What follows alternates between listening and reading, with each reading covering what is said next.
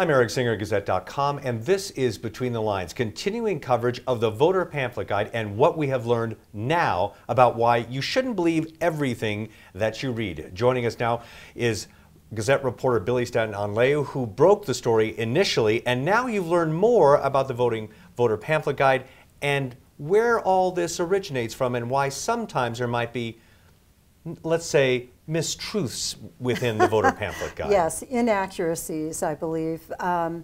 Yes, yesterday morning as I was heading to work, I kept getting phone calls from people saying, but this is an official government publication. It has to be accurate. Surely they've checked it.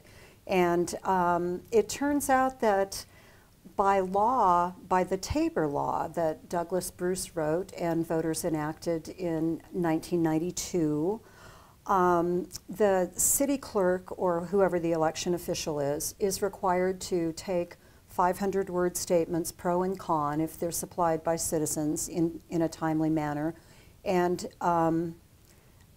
simply summarize them accurately to reflect what the person says. Sometimes 2 or 3 people may contribute, but in this case, on the ballot that will be mailed out on Monday for the El Paso County elections,